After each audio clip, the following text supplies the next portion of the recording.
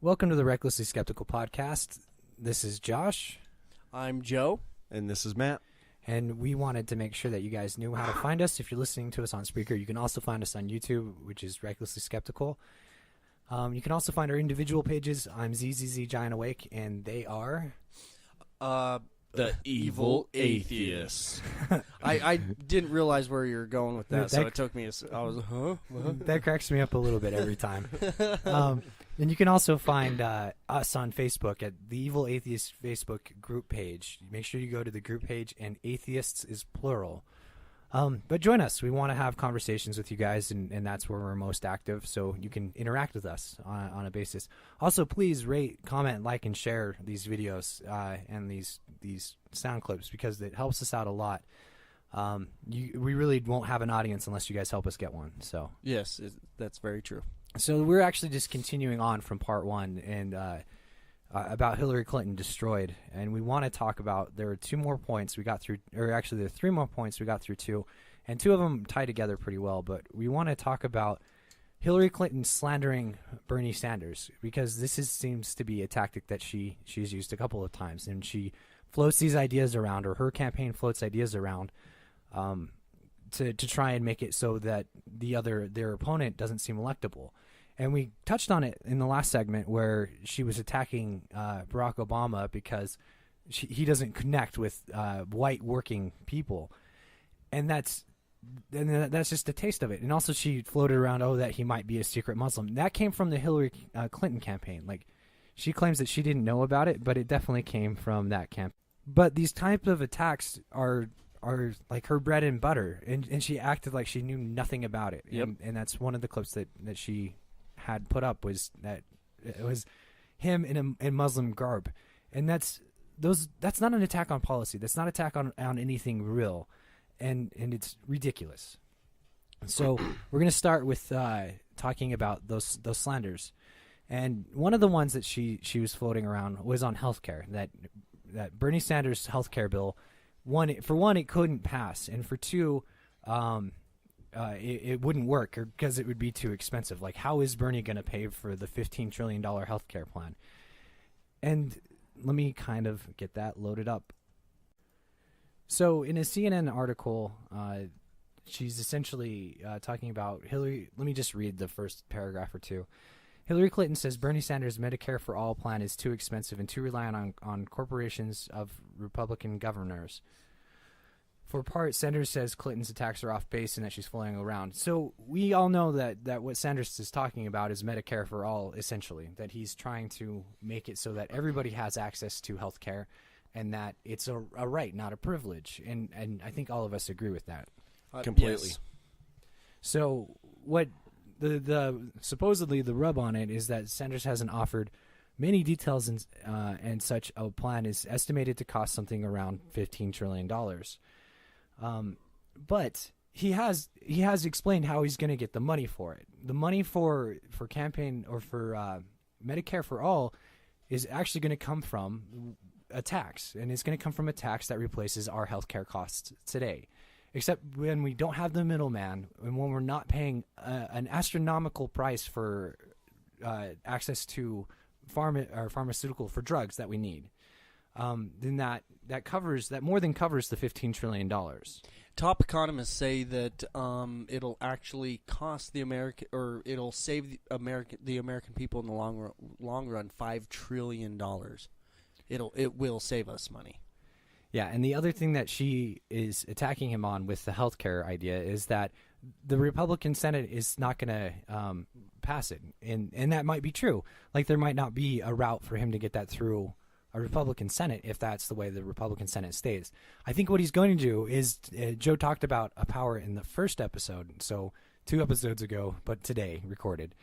About how the government is made to take our orders. If we have a strong leader from the front who's actually our leader, who we want to empower, we can use that type of power to put pressure on the Republican Senate to do things. And for example, one of the things that wasn't going to happen is the 9/11 bill that was going to expire, that gave health care to people who, emergency people, and that participated in recovery during the first 9/11. responders. Yes. Yeah. they were going to let that expire. And then John, trying to remember his name. John Kerry? No, the comedian who ran the Oh, night Jon show. Stewart. Jon Stewart, yes. Came out and with a segment that was so hard-hitting and brought up so much alarm that they eventually caved in. And it wasn't that, like, we Democrats met them halfway there. It's that the Republicans were so unpopular and it was becoming such an issue that they had no other choice but to cave because they were going to lose seats and governorships if they didn't go along with it. And that's the type of pressure that we plan on having Bernie Sanders put on that party and on that Senate.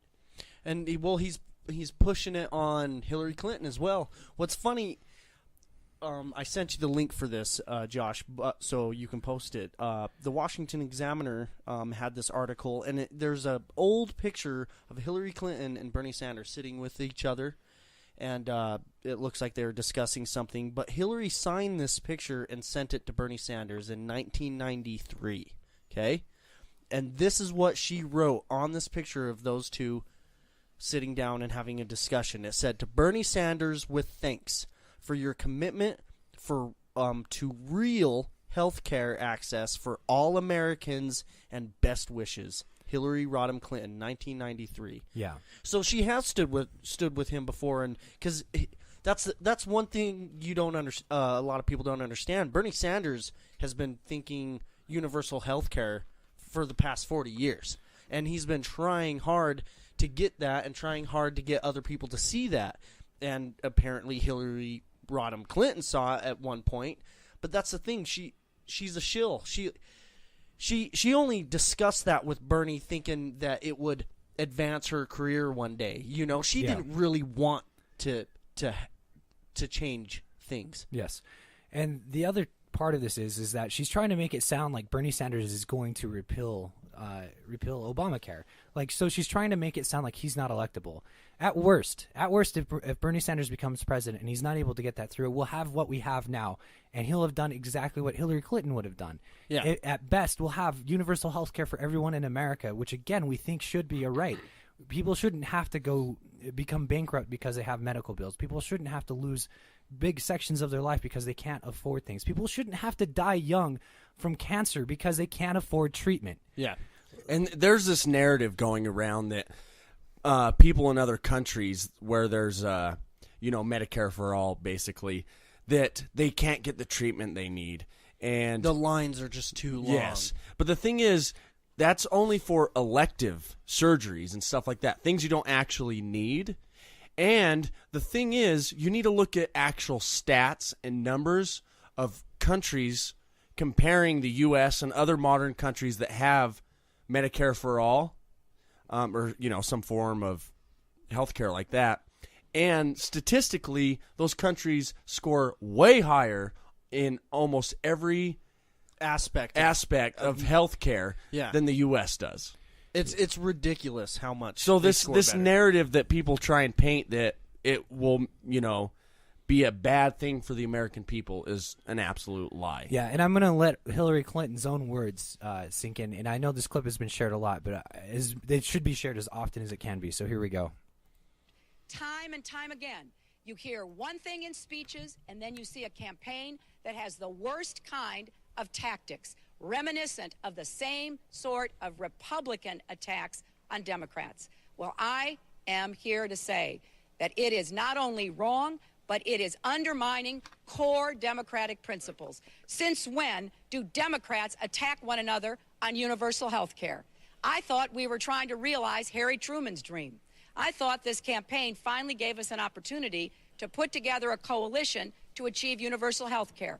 That's what Senator Edwards and I fought for and talked about throughout the campaign.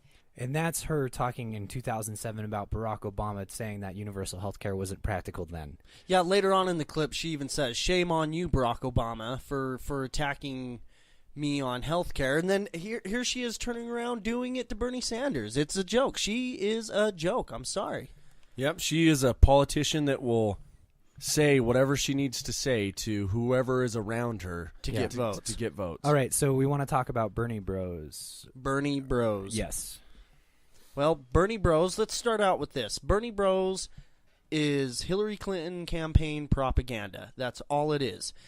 there's more Bernie Sanders supporters online than there are any other supporters, and so of course you're going to have more trolling behavior. Yeah. And stuff. And so, of course, Hillary Clinton's campaign just ran with it. One article written by some guy, I can't remember who it was, coined the word or the term Bernie Bros. Yes. And stuff. And then the media ran with it and stuff.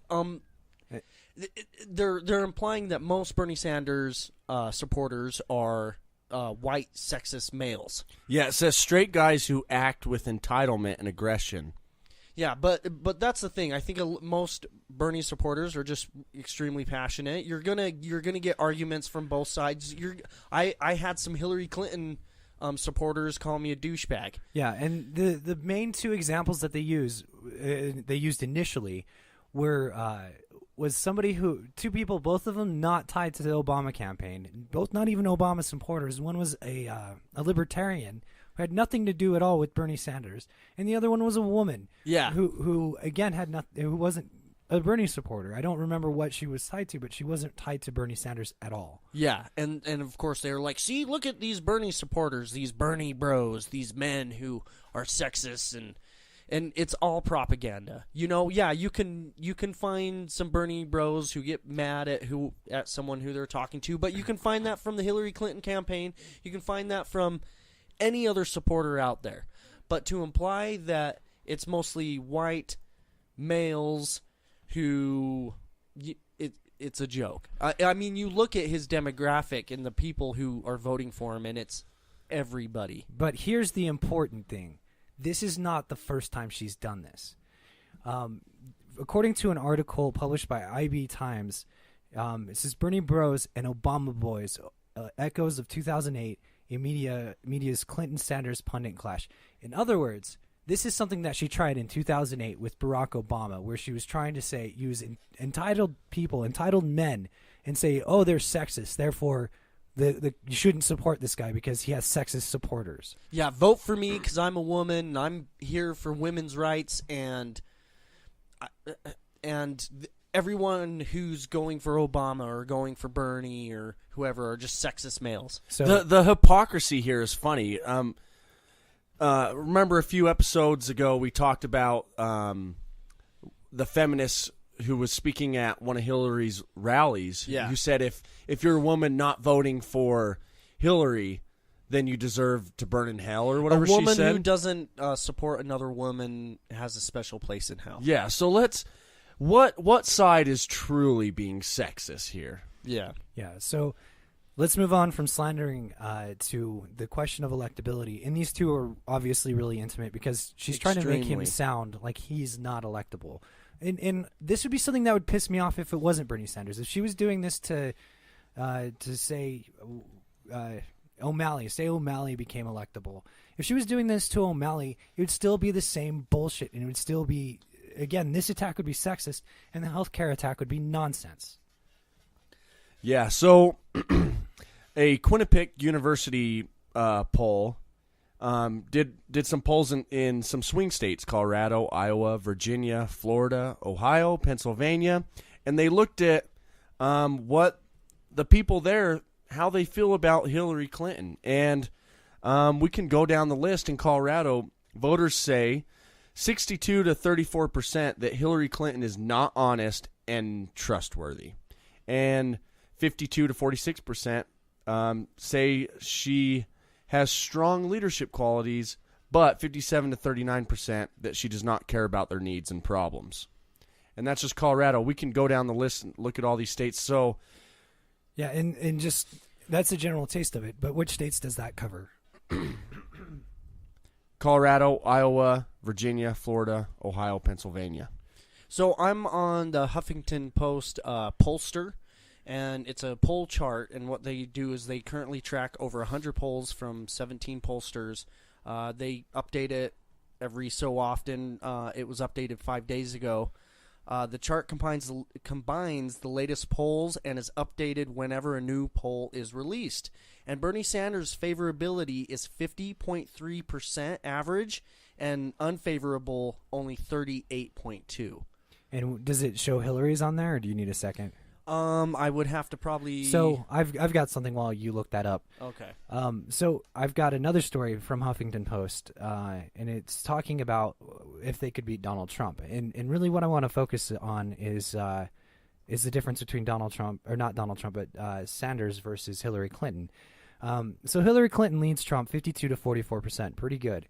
Let me see here, and but when it comes to other people, and so let's look at her versus Rubio.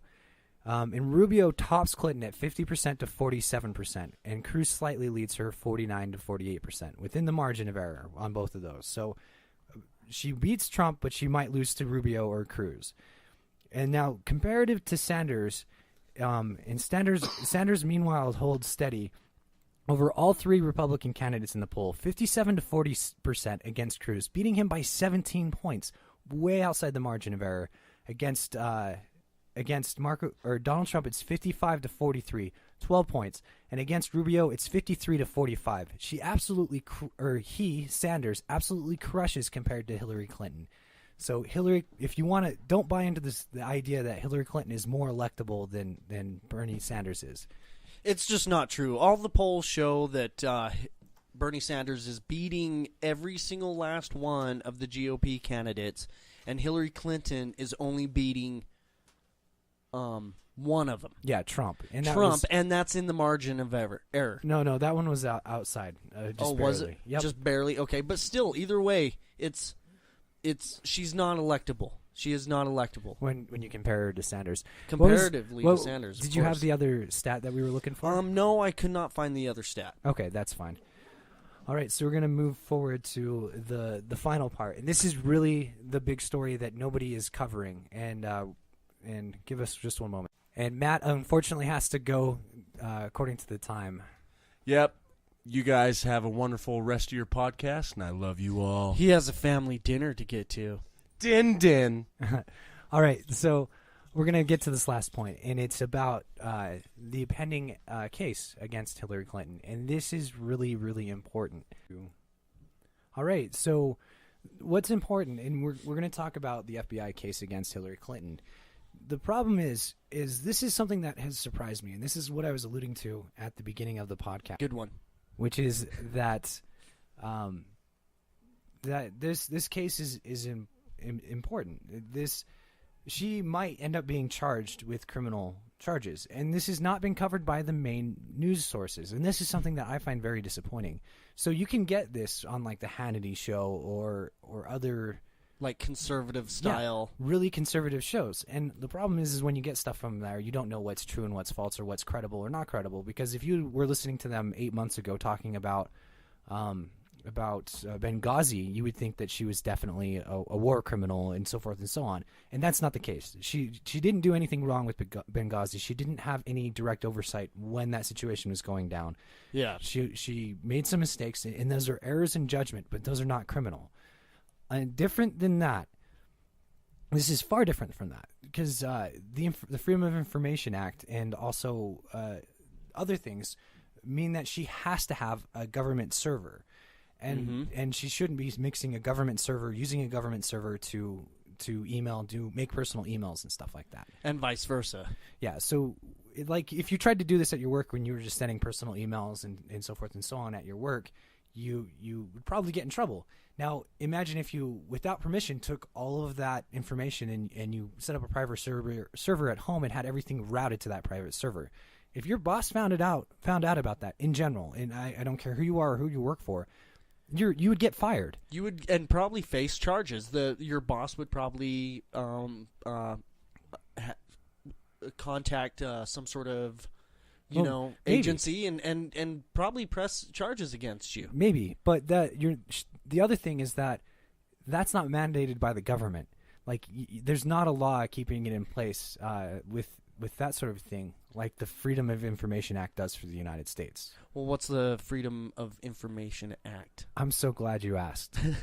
So the Freedom of Information Act is essentially a federal freedom of information law that allows for full or partial disclosure, and I'm reading this off of Wikipedia so that there's a clear definition. I'll resum it up. Okay. Disclosure of previously unreleased information and documents controlled by the United States government. This act defines agency records subject to disclosure, outlines mandate disclosure procedures, and grants 9 exemptions to the statute. The amendment was signed into law in 1966. So what is important to understand about that, is the Freedom of Information Act is a key law in our government. And what it is saying is that we have the right to request documentation from the United States. Okay. So when there's something that's going on, all of it has to be submitted to the government so that people have the ability to request that information. Now, there are certain things that are protected, such as confidential files, Classified. classified information, things that are particular to the personal lives of someone in, say, a lawsuit or something like that. Yeah. That information is protected. But overall, the government, if you're a government employee, you have to submit all of your documents to your employer. So, in fact, when we requested all of those deleted emails, she broke the law. Well, she's providing them, and she had to see a judge, and a judge gave her a time frame on how soon that she had to have all of that ready. Okay. But that's not even enough. The fact that she had a server in her basement, and this is not coming from a right-wing area, she can't do that. Like, she can't take that work from home. That's against the law, and so she's at least broken a couple of laws without even really delving into it. And if that's the case, she might not have a case brought in front of her to begin with, because if it wasn't substantial, if it wasn't a big deal, then there won't be. But there are reasons to think that this is substantial. Yeah. Well, who was the American who was killed in Benghazi? He wasn't a soldier. He was. Well, I can't remember who he is, but she actually discussed in those emails, like, his location. Yeah, and so that's kind of the thing that crops up, but a lot of that's not as important. Maybe that did put his life at risk, but again, we want to stick to the nuts and bolts of this. Yeah. Because I don't want to go off into where the right wing, Breitbart and them go into. Because I'm not trying to play with people's emotions. I'm trying to give facts on this. Okay, I see what you're saying. Yeah. There are a few different things that have happened, and a few different really big warning signs. One is that the FBI should have to look into it, and when they looked into it, not only did they say that there's something there, by continuing to look into it, they increased the amount of people paying attention to it to 150 FBI investigators. Oh, wow. They don't put that many investigators on unless they think someone's broken the law. And the same thing is that a subpoena was issued to the Clinton Foundation to request documentation and physical evidence. Good. So you kind of understand criminal investigations is a subpoena is only issued if there's a warrant for it. A warrant is only issued if there's substantial reason or substantial justification for doing so. It is a demand by a court to request information or physical evidence to be brought forth with a legal repercussion if it is not followed. These things are not like issued out lightly. It's not something that you would put out there saying, "Oh wait, yeah, we kind of just want to know what's going on." Yeah, we're just checking. We're just making sure everything's fine. No, it's like they found some stuff and they're probably trying to come up with a case. Yeah, and it's not just that. They're working on a case. Yeah. Like, there's no question about it. If you look at the facts of the situation, you don't put federal investigators, which act as essentially they're gathering information to judge whether they have a case or not. And if they do have a case, they're going to prosecute. And what really catches my attention here that you discussed is now they're looking into the Clinton Foundation. And I think most people who follow politics and see what Hillary Clinton has done and Bill Clinton has done with the Clinton Foundation, that you can see they're kind of laundering money. It's supposed to be a nonprofit organization, correct? Yet Saudi Arabia and places like that donate to the Clinton Foundation, and then they get arms deals. Yeah, from the American government. And that's a big question. If the Clinton Foundation or any of her PACs are taking foreign money from different groups and it's being funneled somewhere else to here, and this is one of the concerns that has arisen, then she's that calls it, especially when she was Secretary of State, that might call into question whether there were some favors given out. Yeah. And that would not be like what we have here, which is campaign financing, where you can legally bribe somebody. Yeah. That would probably be a form of illegal bribery. Yeah. And there's another thing that happened that was really weird. Like, she deleted a number of emails. Again, I didn't trust it at first because it came from It came from the conservative side. Yeah, and I listened to Sean Hannity and to whatever his name is, not Glenn Bill Beck, O'Reilly? but no, Rush Limbaugh. Oh, okay. On almost a daily basis, just to kind of get the pulse of the other side, because I disagree with these guys a lot. So when I hear something, I always take it with a huge grain of salt. Yeah. But she deleted a lot of emails before sending them over to the judge because she claimed, oh, they're personal emails. And it was mostly spam and this, that, and the other, she claimed. Yes, but according to CBS News, the FBI was able to recover those emails, and they now are going through them. They recovered all of her deleted emails. If she deleted something that, and even if it wasn't something that looked scandalous, if she deleted something that was supposed to go through the Freedom of Information Act, be submitted that way, then just right there alone, she's broken a federal law. Yeah. And that law is a felony. Like, she will have to face a year in prison if she's found guilty of that. I can't remember what article I was reading, but it looks like if she could face up to 1 to 10 years in prison. Yeah, and that's essentially for every time she did that. And if they prosecute her, then it'll probably run consecutively. And I want to point something out really quick. Hillary Clinton, she's smart. And I was talking to someone the other day. She's an older woman. She says she likes Hillary Clinton, because she had to jump through a bunch of hoops, because she's a woman. She couldn't just go straight into office and get things done. And she's a woman, so she had to go against her morals once or twice in order to get things done. No, that's not who Hillary Clinton is. You look at everything she's done. Look at Elizabeth Warren. Elizabeth Warren has stuck to her morals, and she has done everything right. She's not breaking the law like Hillary Clinton. Hillary Clinton knew she was breaking the law. She knows it. She knows she could face charges now, and she laughs at it. She thinks she's untouchable. That's the type of person she is. Yeah, she made a joke about using Snapchat next time, and it's just those kinds of things show that she's not taking this seriously because she can't afford to. If she took this seriously, like, just imagine if Bernie Sanders was the one who was being accused of a federal offense. Well, remember how somehow who was it? Someone from Bernie Sanders' campaign months ago accidentally got a hold of some of Hillary's campaign through the DNC. Yeah, the DNC provided employee. Oh, yeah, and they slammed him. Hillary Clinton started slamming Bernie Sanders. Yeah, and that lasted for a day or two until Bernie Sanders came out publicly and said, yeah, what he did was wrong, and we fired him immediately. And then also said, we want the investigation to happen. Yeah. Like, again, I'm not trying to get conspiratorial. These are the facts. Yeah. Like, this is publicly stated. If you don't believe me, you can check whatever source you want when it comes to this story. Yeah, see, yeah. And then even the DNC has turned around and said the reason why superdelegates are in place is to block grassroots movements. And so all I'm saying is maybe the DNC could have, I don't know. Yeah. I try to stay clear from conspiracy theories as well. Yeah. But I don't know. Okay. It's a bit shady. Yep. And so here's the final, if you want to call it a pigeon in a, what was it the miners called it? When you're a miner, you have a pigeon in the canary in the a canary in a cage. Yeah. So the final thing is that if she hadn't committed a crime, an actionable crime, she had an employee who, and again, set up the server. Yes, who set up the server. He initially pled the fifth. Yeah. And pleading the fifth, and again, I'm breaking this down legally because it's important that you guys understand that this is a real legal thing. Pleading the fifth is when you are invoking your right to not testify against yourself. Yeah. So he was refusing to refusing to testify against himself. You can only testify against yourself, and you can only plead the fifth if you think that that you're going to say something self-incriminating. Yeah.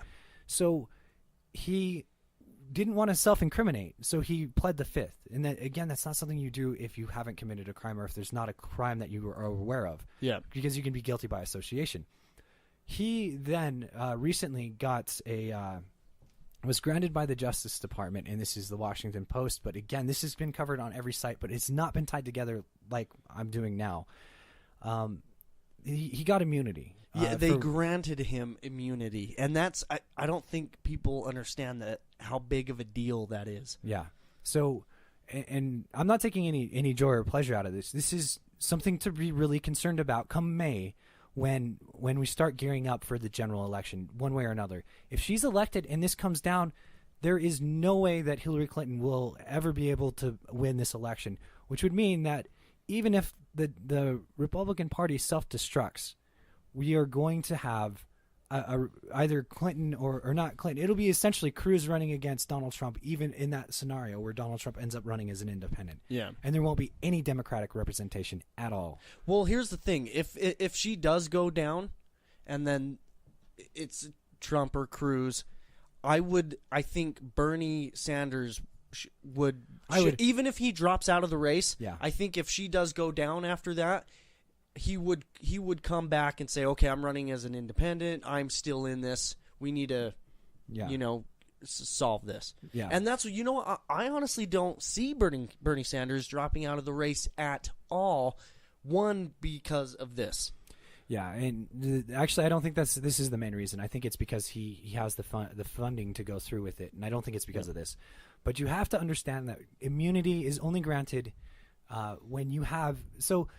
The government does not grant immunity to somebody who they think might have been involved in a crime unless they think they're going to get important intelligence that would lead to a prosecution. Yeah, they have important intelligence from this guy to lead to a prosecution. That is the only reason why they gave him immunity, because they're like, okay, you tell us this, you're not going to get in trouble, and then or we'll grant you immunity, and that's what's happened. He's told them some things, and he probably maybe even gave them evidence to something.